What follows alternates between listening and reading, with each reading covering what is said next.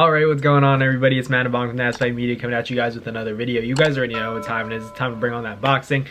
We had a lot of interesting fights on the Showtime card of Gervonta Davis and Hector Luis Garcia. It was an entertaining night of boxing, a great night for boxing. But a lot of people aren't really talking about the co-main event in Jaron Ennis and his opponent. I don't even remember his name, but I just know he's a Ukrainian fighter, to be honest with you guys.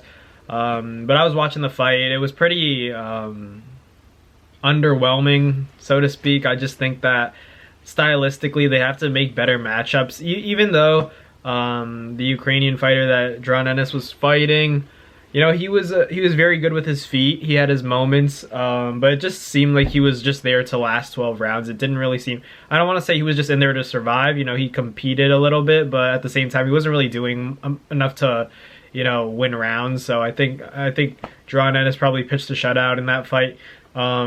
I don't think it should be any indicator of, you know, whether or not he more so deserves an Errol Spence fight or less deserves an Errol Spence fight or a Terrence Crawford fight for that matter. It just wasn't a good stylistic matchup for him. You know, anyone can go 12 rounds, you know, if they train, they practice moving, anyone can kind of last. You know, it's hard for a guy like, even a fighter like Jaron Ennis, Terrence Crawford, or Errol Spence, when a guy's just not trying to win the fight and he's just, you know, moving around a lot, you know, getting out of the way of your big shots. He took a lot of big shots too, but Jaron was just chasing him the whole fight. He was obviously the aggressor. The ring generalship was there. But I think that, you know, it shouldn't stop him from getting a Terrence Crawford and Errol Spence fight. Do I think he gets one of those fights at least anytime soon? Probably not, just because there's too much risk. I understand that Jaron Ennis is the mandatory for Errol Spence.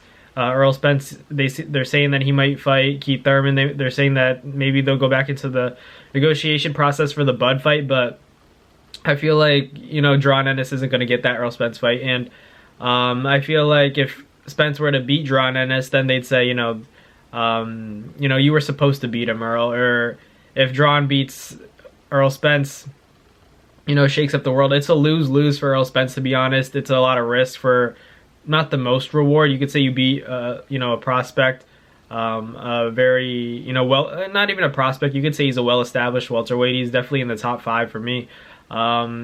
You know, right along Bud, Errol. You know, you could put Ugas in there if you want, Virgil.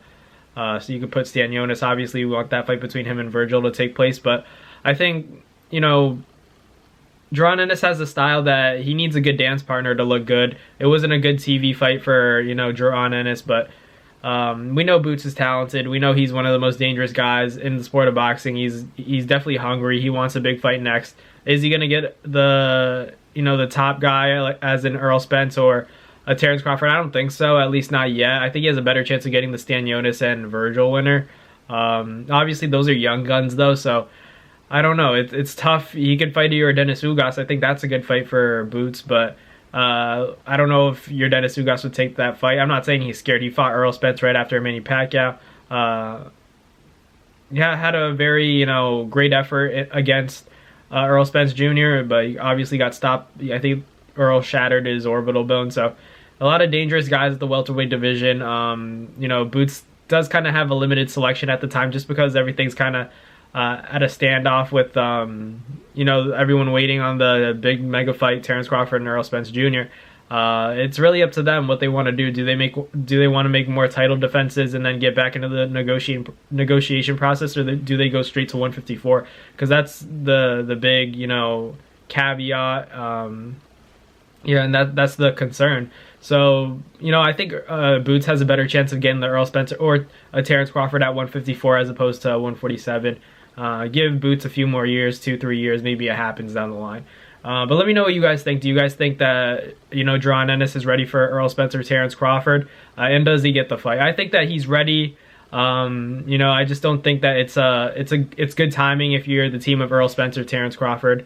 You know, I think it's a lot of risk for not the most reward beating a guy like Boots. But let me know in the comments what you guys think. Obviously, I'm all ears. I'll be reading the comments and checking everything out. But thank you guys for watching. I'll catch you guys later.